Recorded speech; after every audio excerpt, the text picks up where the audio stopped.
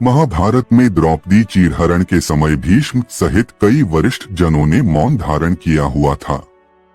मित्रों, वीडियो पर अंत तक बने रहे और कहानी को गौर से सुनिएगा और चैनल को सब्सक्राइब कर लीजिएगा। तो चलिए कहानी को शुरू करते हैं। ऐसे में कई बार मन में सवाल आता है कि आखिर भीष्म ने द्रौपदी का चीरहरण क्यों नहीं रोका। आइए जानते हैं। बाणशैया पर लेटे भीष्म ने द्रौपदी को इसका क्या कारण बताया था। महाभारत में भीष्म पितामह को बहुत ही आदरणीय माना जाता है, लेकिन महाभारत में जब भी द्रौपदी का उल्लेख किया जाता है तो भीष्म के बारे में कहा जाता है कि जब द्रौपदी का चीरहरण हो रहा था तो भीष्म मौन क्यों थे। भीष्म के मौन रहने से कई तरह के कारण बताए जाते हैं। कुछ लोगों का मत है कि भीष्म द्रौपदी को पसंद नहीं करते थे, इसलिए द्रौपदी के साथ हो रहे अत्याचार को देखते हुए भी भीष्म चुप रहे। लेकिन वेद व्यास रचित महाभारत में इसके कारण का उल्लेख भी किया गया है। बाणशैया पर लेटे हुए भीष्म ने द्रौपदी को खुद इसका कारण बताया था। महाभारत महाकाव्य के अनुसार भीष्म पितामह जब कुरुक्षेत्र की रणभूमि पर बाणशैया पर लेटे हुए थे तो द्रौपदी ने भीष्म के पास आकर हाथ जोड़कर कहा, पूज्य पितामह जी, आपको इस अवस्था में देखकर मुझे बहुत ही पीड़ा हो रही है। मैंने कभी नहीं सोचा कि आपको इस परिस्थिति से गुजरना पड़ेगा, लेकिन मन में एक प्रश्न है कि अगर आपने मेरे अपमान के समय मौन धारण नहीं किया होता तो आज किसी को भी यह दिन नहीं देखना पड़ता। आपको उस दिन मौन नहीं रहना चाहिए था। इसके बाद द्रौपदी ने भीष्म से कारण पूछते हुए कहा, पितामह, आपने दुर्योधन और दुशासन द्वारा किए गए अन्याय को क्यों नहीं रोका? क्यों आपने अपनी पुत्र वधू का अपमान होने दिया? उसका चीरहरण होता रहा और आप मौन खड़े रहे। आज आपको उत्तर देना ही होगा। द्रौपदी के सवालों का जवाब सुनकर भीष्म की आंखों में आंसू भर आए। भीष्म का मन आत्मग्लानि से भर गया। भीष्म ने टूटी हुई आवाज में कहा, मैं जानता था कि एक दिन मुझसे यह सवाल जरूर पूछा जाएगा। मुझे इस बात का अंदाजा था।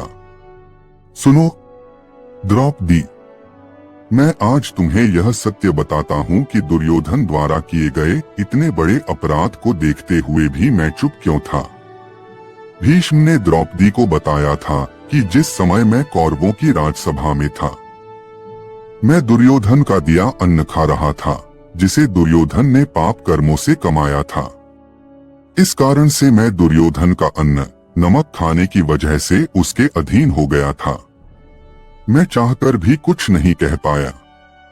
दूसरी बात यह है कि हम जिस भी इंसान का अन्न खाते हैं, कहीं न कहीं उसका प्रभाव हमारे मन मस्तिष्क पर भी पड़ता है।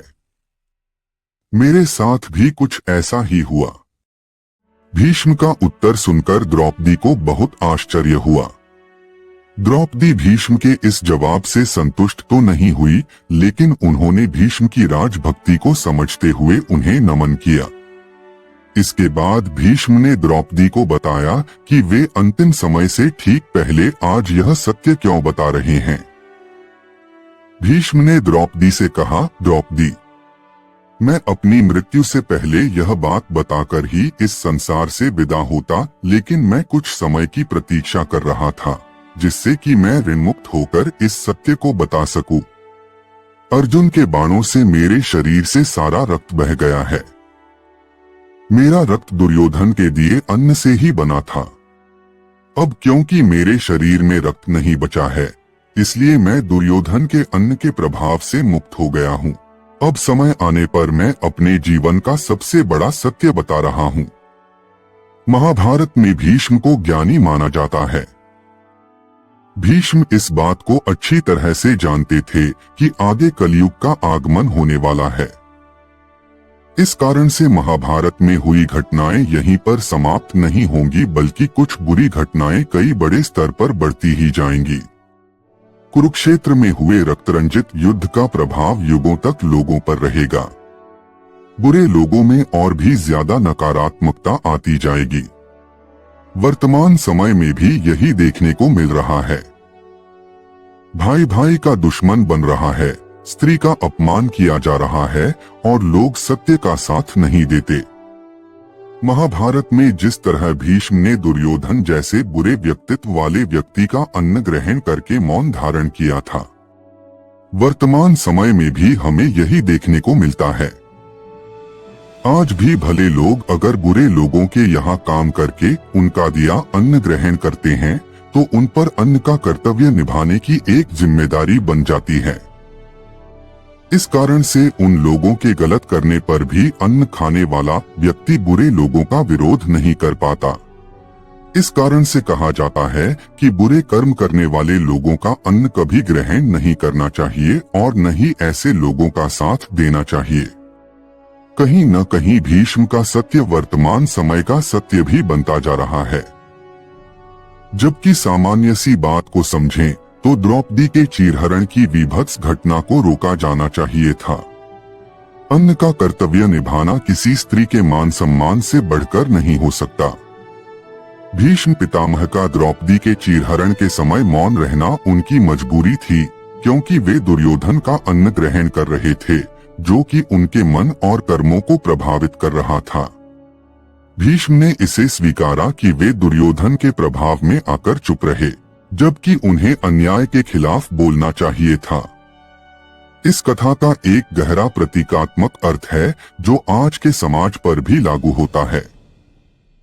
इसमें यह संदेश छुपा है कि गलत लोगों के साथ मिलकर या उनका सहारा लेकर सच्चाई का साथ देना कठिन हो जाता है। कई बार लोग बुरे कर्मों में शामिल हो जाते हैं क्योंकि वे आर्थिक या सामाजिक रूप से बुरे लोगों पर निर्भर हो जाते हैं।